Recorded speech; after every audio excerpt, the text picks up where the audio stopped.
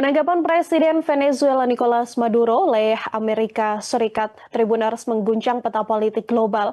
Langkah Washington ini tidak hanya memicu krisis baru di wilayah Amerika Latin, tetapi juga membuka babak konfrontasi terbuka antara Amerika Serikat dengan negara-negara sekutu Maduro. Di saat yang sama, Presiden Amerika Serikat Donald Trump juga secara terbuka mengklaim akan mengambil alih kendali kekuasaan di Venezuela, termasuk juga untuk kekayaan minyak atau migas yang dimiliki oleh Venezuela.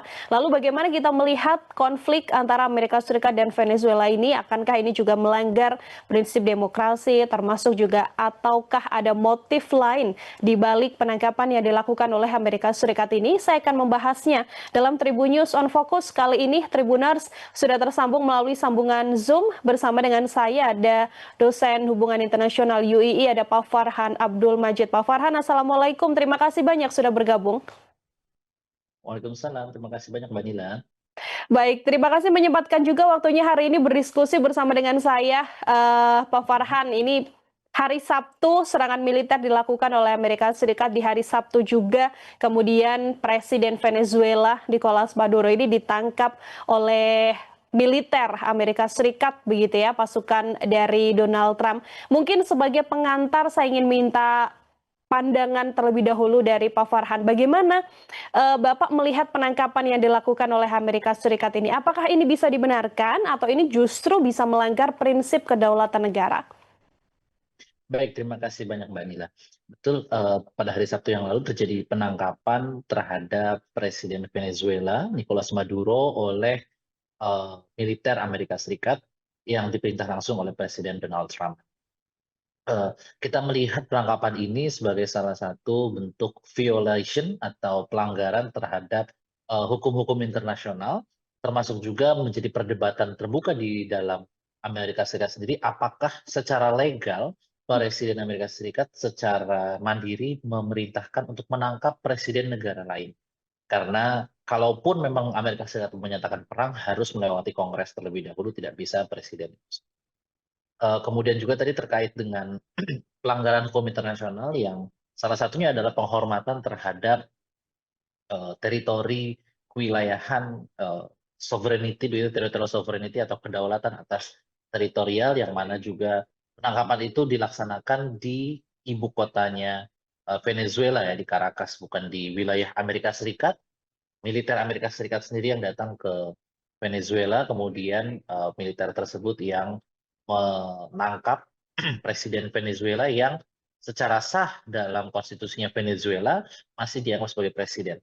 Meski memang dalam Amerika Serikat sendiri, Maduro ini tidak dianggap sebagai presiden yang sah karena dianggap pemilu sebelumnya yang memenangkan Maduro itu dianggap pemilu yang curang.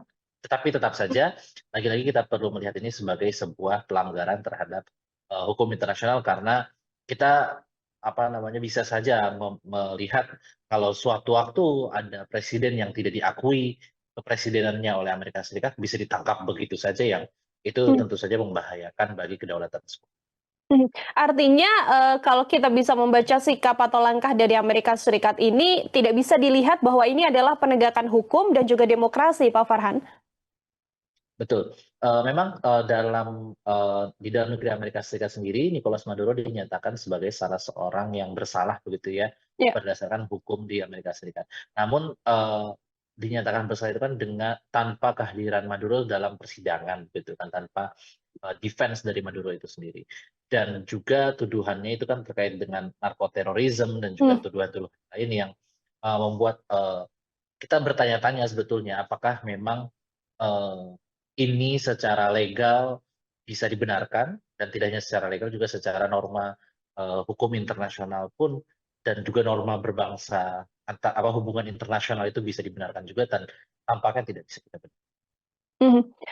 Kalau kita membaca beberapa alasan begitu ya, yang disampaikan oleh Presiden Donald Trump sebagai salah satu reason atau alasan melakukan penangkapan terhadap Presiden Venezuela ini, bagaimana Pak Farhan melihat sederet alasan-alasan yang dipaparkan oleh Donald Trump? Apakah ini masih belum cukup untuk menjadi pembenaran, atau iya sejak awal alasan-alasan ini hanya alasan yang dalam tanda kutip sedianya ya dibuat untuk kemudian melakukan penangkapan meskipun melanggar secara hukum internasional? Baik, terima kasih. memang kalaupun misalkan alasan itu benar, gitu ya, Mhm. misalkan alasan melakukan narkoterorisme, alasan, bahwa Maduro itu, tidak dipilih secara sah karena pemilunya curang, dan alasan-alasan lainnya itu benar, kalaupun itu benar, tetap saja penangkapan seorang presiden di negaranya sendiri, di dalam istananya sendiri, oleh tentara dari negara lain, itu tidak bisa kita benarkan. Kenapa? Karena, memang ada presidennya, masa lalu misalnya Saddam Hussein kan juga sama begitu ya, itu ditangkap oleh Amerika Serikat karena tuduhan terorisme. Dan juga, kita lihat di Amerika Latin, Amerika Serikat justru kecenderungannya adalah Amerika Serikat seringkali melakukan ikut campur dalam urusan domestik dari negara-negara di Amerika Latin, ya. Sehingga, kita melihat bahwa yang terjadi adalah, eee Amerika Serikat sebagai negara lain, ikut campur dalam urusan domestik sebuah negara yang berdaulat, yang tentu saja itu melanggar dalam prinsip penghormatan terhadap kedaulatan teritorial dari sebuah negara. Apalagi ini kan presiden, presiden kan simbol Mhm. dan juga, sekaligus juga pemimpin tertinggi dari sebuah negara. Mhm mhm. Kalau, mengamati situasi saat ini, Pak Farhan, bagaimana Anda menganalisa seberapa genting begitu ya, atau seberapa besar presiden berbahaya ketika ada kepala negara yang masih aktif, bisa dibekuk dalam operasi militer, ditangkap, dan kemudian dibawa ke Amerika Serikat? Apakah juga ini bisa berpotensi nantinya aksi-aksi serupa begitu ya, penangkapan kepala negara juga bisa dibenarkan oleh beberapa negara lain? Misalnya kita tahu ada Rusia dan juga Ukraina, kemudian konflik yang ada di wilayah Taiwan, bagaimana Anda melihatnya? Iya betul, kita melihat bahwa kalau, mmm, apa yang dilakukan oleh Donald Trump, oleh Amerika Serikat hari ini bisa menjadi presiden bagi negara-negara lain yang ingin melakukan tindakan serupa. Karena apa? Karena kita melihat justru, hubungan internasional hari ini tidak lagi Mmm, berbasis pada, nilai, tidak lagi berbasis pada aturan, tidak lagi berbasis pada, tatanan yang kita sepakati bersama, tetapi kembali pada basis di masa lampau, yakni basis kekuatan, basis kekuasaan. Siapa yang kuat dia yang menang, gitu. Siapa yang kuat dia bisa bertindak semampu kekuasaan yang dia miliki, begitu ya. Dan akhirnya negara-negara yang secara kekuatan itu lebih lemah, mereka harus menerima bahwa, ya sudah karena Anda lemah, Anda tidak bisa berbuat apapun. Kita juga perlu melihat misalnya kemana militernya Venezuela, bahkan sampai presidennya sendiri bisa dengan mudah ditangkap oleh mhm, Amerika Serikat, begitu. Nah itu kalau misalkan kita lihat itu terjadi di negara lain, kita tidak Amerika Serikat menjadi sulit untuk menyalahkan bahwa, misalkan Rusia melanggar, hukum internasional dengan menyerang Ukraina, ya Amerika Serikat selama ini kan menyalahkan terus, mhm, Rusia begitu kan. Dan ketika Rusia melakukan itu, dia bisa mengatakan bahwa Anda sendiri melakukan tindakan yang serupa. Cina pun demikian, kalau misalkan suatu waktu Cina ada masalah dengan Taiwan atau dengan, negara-negara di Tibet, dengan Mongolia dan negara-negara tetangganya, kemudian dengan begitu saja mengambil presidennya atau perdana menteri dari negara lainnya, ya itu kan sulit bagi Amerika Serikat untuk mengatakan tidak, sulit bagi Amerika Serikat untuk mengatakan bahwa Anda melanggar hukum internasional. Karena Amerika Serikat sendiri sebagai salah satu pemegang kekuatan utama di dunia, mhm. itu melanggar hukum internasional yang, bertujuan untuk melindungi dan menghormati kedaulatan masing-masing negara. Mhm. Oke, setelah melakukan penangkapan, ini yang juga mungkin menarik untuk didiskusikan Pak Farhan, kan ada klaim dari Amerika Serikat, Presiden Donald Trump mengatakan secara terbuka bahwa Amerika Serikat yang akan mengendalikan Venezuela, mengambil alih kekuasaan yang ada di sana, meskipun kita tahu masih ada wakil presiden yang bisa menduduki kursi di Caracas sementara waktu. Sembari memang proses hukum mungkin akan dilakukan oleh, Amerika begitu ya terhadap Presiden Venezuela ini. Iya, betul. Eee, Memang awalnya Donald Trump, mengatakan bahwa nanti biar, wakil presidennya Venezuela yang memerintah begitu kan, tetapi kemudian wakil presiden Venezuela sendiri, mengatakan bahwa hanya ada satu presiden yang sah di Mmm, Venezuela yakni Maduro begitu. iya. Kemudian Donald Trump, ya sudah mereka yang Amerika Serikat yang akan mengatur langsung, negara-negara Venezuela sebagai sebuah negara, yang kalau kita lihat dari presiden masa lalu, itu biasanya gagal, ya. Kita lihat di Irak, kita lihat di negara-negara Amerika Latin yang lain yang ketika, presidennya digulingkan oleh Amerika Serikat dan Amerika Serikat mengatakan bahwa mereka akan mengatur negaranya, ujung-ujungnya negara tersebut akan menjadi negara gagal. Berbagai penelitian telah menunjukkan hal tersebut, trennya bahwa Amerika Serikat akan ketika mereka mengatur sebuah negara, cenderungannya akan menjadi negara yang gagal karena akan menciptakan konflik-konflik baru negaranya, konflik horizontal begitu ya antara pihak kelompok yang didukung oleh Amerika Serikat dengan pihak yang tidak senang dengan kehadiran Amerika Serikat. Karena nanti misalnya pemilu, mereka yang akan menang adalah yang didukung oleh Amerika Serikat, sementara kelompok yang oposisi yang tidak sepakat, tidak setuju dengan kehadiran Amerika Serikat akan akan melawan begitu ya, dan akhirnya menciptakan konflik baru. Itu yang terjadi di Irak, yang terjadi di Afghanistan, terjadi juga di negara-negara Amerika Latin di 20 yang lalu, dan kemungkinan besar itu pula yang akan terjadi di Venezuela nanti ketika Amerika Serikat yang akan mengatur negara Venezuela. Hmm. Karena ya sekali lagi ketika ada negara eksternal yang ikut campur, jangankan pihak yang pendukung Maduro, bisa jadi pihak yang oposisi terhadap Maduro pun mereka tidak ingin kehadiran Amerika Serikat karena mereka akan diatur oleh Amerika Serikat untuk mengelola negaranya. Kalau dari analisa Pak Farhan sendiri sejauh ini setelah penangkapan yang dilakukan Amerika Serikat terhadap Maduro begitu ya, apakah situasi di Venezuela masih cukup bisa dikendalikan atau seperti apa Bapak melihatnya? Ya, situasi di dalam negeri Venezuela sendiri, akhirnya masyarakatnya menjadi terbelah begitu ya. Ada Hmm. yang memang yang oposan itu mungkin ada perubahan rezim, tetapi mereka juga banyak yang menyayangkan karena perubahan rezim itu dilakukan oleh pihak eksternal, khususnya Amerika Serikat, bukan dari dalam negerinya sendiri. Dan tentu saja pihak yang pro terhadap Maduro menjadi semakin membenci dan juga melawan Amerika Serikat. Yang mana itu nanti akan lebih berbahaya lagi kalau misalkan Amerika Serikat seperti Donald Trump mengatakan akan membawa investor-investor ke Venezuela untuk membangun kembali ekonominya Venezuela melalui minyak dan lain sebagainya. Itu justru akan lebih membahayakan bagi investor asing, terutama dari Amerika Serikat, karena akan menjadi sasaran baru dari kebencian masyarakat Venezuela yang tidak setuju dengan cara-cara Amerika Serikat yang menggulingkan pemerintahan Maduro di Venezuela. Jadi kemungkinan nanti akan menimbulkan konflik-konflik baru di Venezuela.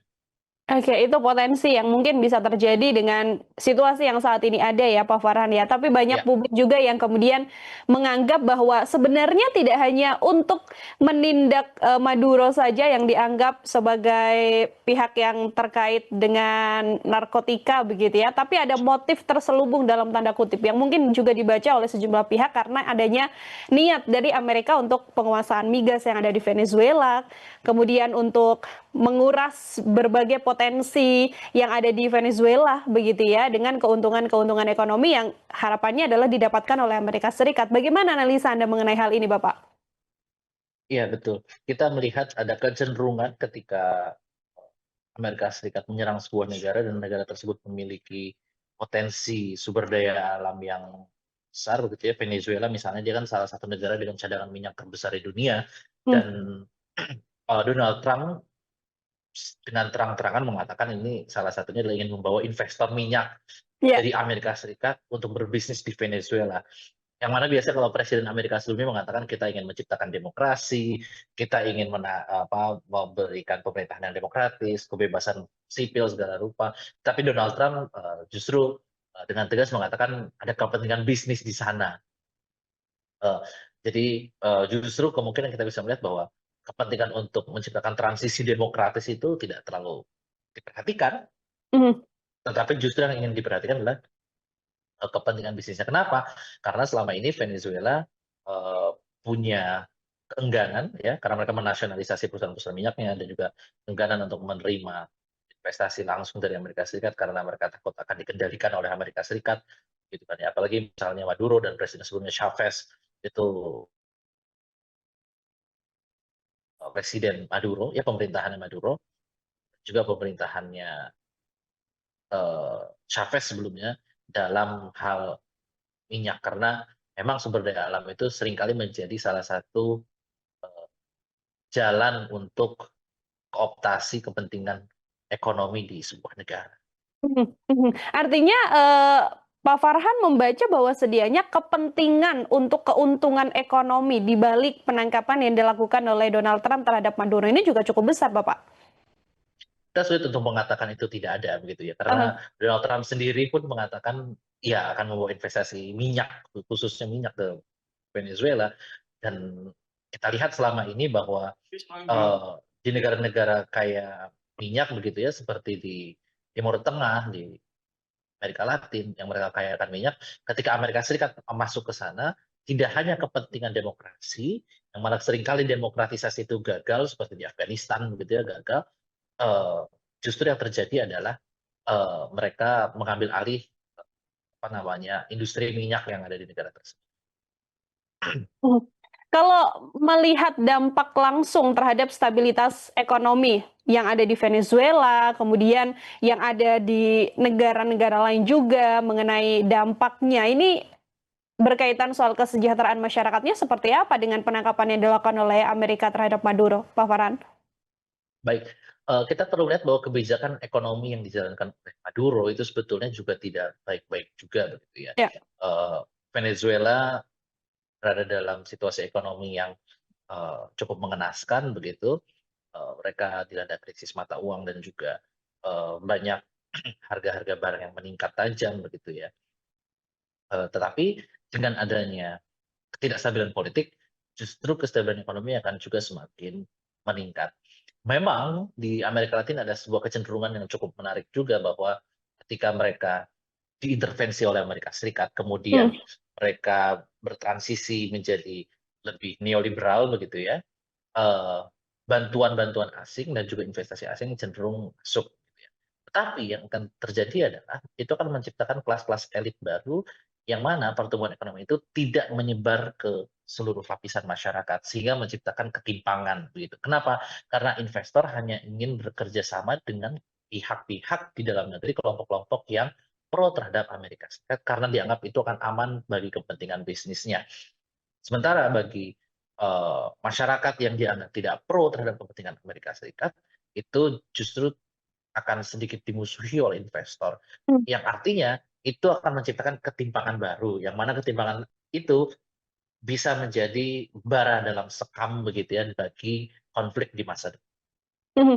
Kalau kita amati bagaimana sekutu dari Venezuela, kita tahu bahwa memang ada Rusia, begitu ya, ada China, termasuk juga Iran yang mendukung begitu ketika kemarin sempat berkonflik di awal antara dengan Venezuela dan juga Amerika Serikat. Apakah dalam situasi ini di sisi ekonomi begitu ya untuk menjaga stabilitas ekonomi yang ada di Venezuela, tiga negara-negara sekutu ini bisa berperan untuk membantu Venezuela di kondisi sekarang, Pak Farhan?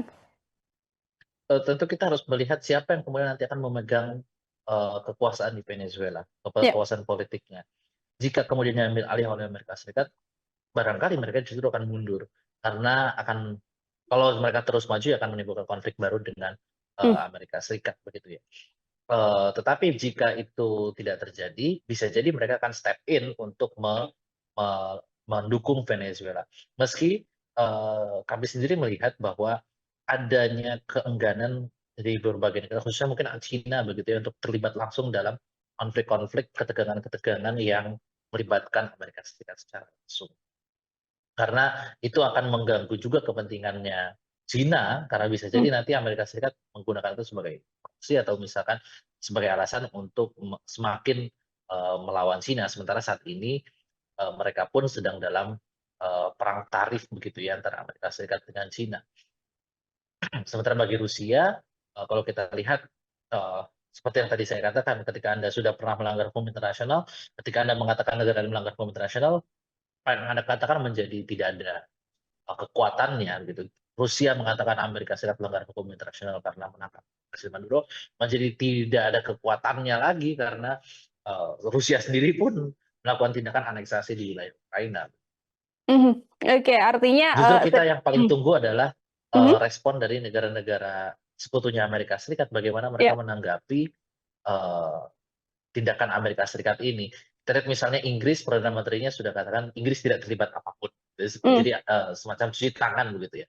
Atau misalkan meski kita juga patut menyayangkan negara-negara Eropa banyak yang hanya menanggapi secara normatif bahwa kita bersama rakyat Venezuela, kita mendukung transisi demokrasi. tanpa mengutuk serangan Amerika Serikat, padahal Eropa sendiri mendapatkan ancaman bahwa Donald Trump misalnya mengatakan kita ingin mengambil alih Greenland yang merupakan Ya. wilayah teritorialnya Denmark, begitu yang merupakan bagian dari Uni Eropa. Mhm. Dengan praktik yang, harusnya tidak dinormalisasi begitu ya, Pak Farhan ya, adakah pihak atau mungkin, eee, negara yang bisa meredam, aksi-aksi yang saat ini dilakukan oleh Amerika Serikat? Sejauh ini kita melihat, kecenderungannya masih belum ada yang bisa meredam, Mhm. karena memang keterlibatan Amerika Serikat dalam politik di Amerika Latin itu sejarah yang panjang ya. Kita kenal dulu di Ya. abad 19 ada namanya Doktrin Monroe yang, dengan tegas mengatakan bahwa Amerika Latin adalah, halaman belakang dari Amerika Serikat begitu. Sementara dan Donald Trump justru, ada yang pengamat yang mengatakan bahwa ini Donru jadinya Donald Monroe gitu, karena juga semacam menegaskan kembali bahwa tindakan yang dilakukan oleh Amerika Serikat ini seperti menganggap Amerika Latin itu bukan negara yang berdaulat sepenuhnya, tetapi hanya sebagai, halaman belakang dari Amerika Serikat. Mmm, mhm. Dan kalau kita lihat trennya dari abad 19, abad 20, eee, kecenderungan memang ada penurunan kecenderungan Amerika Serikat untuk ikut campur dalam, konflik di Amerika Latin secara langsung.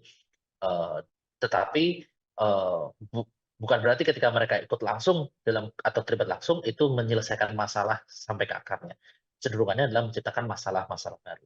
Maka yang bisa menurunkan atau mengurangi intervensi Amerika Serikat ke, Amerika Latin adalah kegagalan Amerika Serikat itu sendiri dalam mengatur atau mengurusi urusan-urusan domestik di Amerika Latin. Itu yang terjadi trennya dalam beberapa dekade terakhir, meski kemudian tren tersebut putar balik oleh Donald Trump, yang mana dia hari ini kembali melakukan intervensi terbuka terhadap politik dia. Mhm, oke, kalau melihat situasi yang ada saat ini, bagaimana dampak yang paling buruk begitu ya, Pak Farhan ya, terkait stabilitas ekonomi juga setelah adanya penangkapan ini, karena kita tidak bisa memungkiri migas yang dimiliki oleh Venezuela ini kan juga berdampak ke negara-negara lainnya, termasuk juga Indonesia, karena kita tahu ternyata Pertamina juga punya salah satu aset migas begitu ya, yang ada di Venezuela. Bagaimana mengenai Ya. hal itu, Bapak? Ya, tentu, salah satu dampaknya adalah selain politik tadi adalah Iya. dampak ekonomi, khususnya dalam sektor migas karena tadi lagi-lagi Venezuela adalah salah satu negara dengan cadangan minyak terbesar dunia dan juga produsen minyak terbesar dunia, dan Indonesia menjadi salah satu partnernya gitu kan. Mhm, Sedikit banyak ini akan berpengaruh terhadap, perdagangan minyak di, seluruh dunia. Yang mana itu akan kembali meningkatkan ongkos dalam proses produksi, akan meningkatkan lagi ongkos dalam, eee, jalur distribusi barang begitu kan, yang akhirnya, kita akan, bisa jadi nanti akan, dampak dominonya gitu, efek dominonya adalah kita akan, mendapatkan peningkatan harga-harga yang, terjadi secara tidak langsung sebagai dampak mhm, ikutan dari, hal ini. Kecuali misalkan, eee, harga minyak dunia itu stabilkan kembali dengan, campur tangannya langsung Amerika Serikat. Tetapi kita masih menunggu, seperti apa bentuk campur tangan Amerika Serikat yang akan terjadi di Venezuela. Karena kan investasi itu tidak mungkin jadi secara instan, untuk menggeser pemain-pemain lama dengan pemain baru itu tidak mungkin terjadi secara instan, itu butuh waktu. mhm, Dan itu bisa jadi juga seperti yang tadi kami katakan akan menimbulkan konflik baru yang mana itu juga akan sangat, eee, berbiaya tinggi begitu. mhm. Kalau bagi Indonesia sendiri Pak Farhan, apakah Indonesia, dalam hal ini Kementerian Luar Negeri perlu bersikap juga, dalam situasi yang saat ini terjadi antara Amerika Serikat dan Venezuela? Dalam pandangan kami sebetulnya Kementerian Luar Negeri Indonesia perlu bersikap dengan lebih tegas Ya. terkait dengan, tindakan yang dilakukan oleh Amerika Serikat ini. Bukan semata-mata karena, kepentingan langsung Indonesia, misalnya kepentingan ekonomi tadi atau Mmm, kepentingan, kita ada warga negara Indonesia yang di Venezuela, tapi lebih kepada kepentingan untuk menjaga tatanan dunia, tatanan internasional yang berbasis pada hukum dan norma yang disepakati bersama. mhm, Karena jika itu tidak kita sikapi dengan bijak seperti tadi, kita mengkhawatirkan suatu waktu ketika Amerika Serikat tidak senang dengan pemerintahan di Indonesia, mereka bisa melakukan tindakan serupa di Indonesia, ya. Dan jika kita tidak punya sikap yang tegas hari ini, itu akan menjadi presiden di masa yang akan datang. Karena itu, kita perlu mendorong agar pemerintah Indonesia, khususnya melalui Kementerian Negeri, untuk melakukan rilis lah atau misalkan pernyataan sikap yang mengecam apa yang dilakukan oleh Amerika Serikat, karena itu akan mengganggu tatanan internasional yang bisa jadi akan digunakan juga kepada negara-negara lain. Tidak harus Indonesia, bisa jadi di tetangganya Indonesia, yang mana nanti akan berpengaruh juga pada stabilitas di kawasan atau stabilitas yang berada di wilayah sekitar Indonesia, yang mana secara tidak langsung bisa, atau bahkan mungkin secara langsung akan berpengaruh pada situasi kondisivitas di dalam tanah. Oke, baik. 2 pertanyaan terakhir dari saya, Pak Farhan. Yang pertama, kalau kita melihat watak dari Donald Trump, termasuk juga Amerika Serikat, begitu ya, apakah penangkapan yang dilakukan terhadap Maduro ini bisa kemudian dikendalikan situasinya, entah itu ada perbincangan dan sebagainya, agar nantinya ya Maduro ini meskipun posisinya adalah sekarang sudah berada di Amerika Serikat, tapi dia masih bisa memimpin negaranya sebagai Presiden Venezuela? Ya, tampaknya Amerika Serikat perlu eh, untuk lebih terbuka gitu ya apa yang Hmm. mereka akan lakukan pada Maduro, sehingga mengurangi ketidakpastian politik. Tapi kalau kita melihat eh, Donald Trump akan menghadapi oposisi di dalam negerinya, terutama dari Partai Demokrat, dan kita lihat beberapa hari terakhir mengkritik tindakan yang dilakukan oleh Donald Trump Ya. karena dianggap melanggar hukum dari dalam negeri Amerika Serikat itu sendiri. Meski memang kalau kita lihat misalnya pernyataan elit-elit di Demokratnya Amerika Serikat itu mengatakan bahwa ya kita pun tidak setuju dengan Maduro, kita pun menganggap Maduro itu presiden yang tidak legitimate, kita pun Hmm. menganggap bahwa Maduro ini melanggar demokrasi, prinsip hak asasi manusia. Tapi apa yang dilakukan oleh Donald Trump itu keliru. Karena kalau misalkan ingin menyatakan perang, itu kan seperti menyatakan perang, itu harus melalui Kongres terlebih dahulu. Jadi Donald Trump kemungkinan akan menghadapi tekanan dari dalam negerinya, terutama dari dan di saat yang sama Donald Trump juga perlu untuk memberikan statement yang lebih jelas lagi apa yang sebetulnya dilakukan oleh Amerika Serikat, apa yang akan diterima oleh Maduro, hukuman semacam apa, karena itu akan mengurangi ketidakpastian dalam hubungan internasional. Oke, terakhir, Pak Farhan melihat skenario terburuk dan mungkin terbaik begitu ya, yang mungkin bisa terjadi dalam konflik Amerika Serikat dan Venezuela ini, kalau dari analisa Anda akan seperti apa ke depan? Ya, em, skenario terburuknya adalah ini akan berkembang ke dalam tindakan unilateral yang lagi-lagi dilakukan oleh negara-negara yang merasa punya kekuatan. Mhm. Tidak hanya Amerika Serikat, tetapi bisa jadi itu dilakukan oleh China, bisa jadi itu dilakukan oleh Rusia atau negara lain yang merasa punya kekuatan dan bisa melakukan tindakan apapun melanggar hukum internasional, karena pelanggar hukum internasional tidak mendapat konsekuensi seperti yang dilakukan oleh Amerika Serikat. Sehingga ini menjadi presiden buruk, dan presiden buruk tersebut bisa jadi akan menimpa negara-negara yang dalam posisi lemah atau dalam posisi yang dianggap, dan negara lain tidak bisa berbuat banyak karena punya kepentingannya masing-masing, dan juga mereka sulit untuk bersikap, karena lagi-lagi jika mereka bersikap terlalu tegas maka akan menerima konsekuensi diplomatik ataupun konsekuensi ekonomi. Ya, sementara untuk kemungkinan terbaiknya ya ini berhenti di sini, dan kita berharap ini berhenti di sini, dan eh, Amerika Serikat tidak secara terus-menerus melakukan eh, serangan terbuka lagi kepada negara lain, termasuk juga di Mmm. Venezuela, tidak ikut campur secara semakin mendalam dalam urusan dalam negerinya, karena itu akan semakin meningkatkan potensi ketidakstabilan secara politik maupun. Oke, baik, itu yang mungkin juga nanti sama-sama akan kita lihat ya, bagaimana situasi ini apakah berkembang menjadi skenario yang buruk atau mungkin ada obrolan dan urusan-urusan dalam tanda kutip yang lainnya yang kemudian bisa meredam situasi yang ada setelah penangkapan dari Presiden Venezuela ini. Pak Farhan, terima kasih banyak, luar biasa sekali untuk kesempatannya hari ini berdiskusi bersama dengan saya. Semoga di lain waktu ada kesempatan lagi untuk berbincang. Sekali lagi terima kasih, selamat siang dan selamat beraktivitas kembali, Pak Farhan.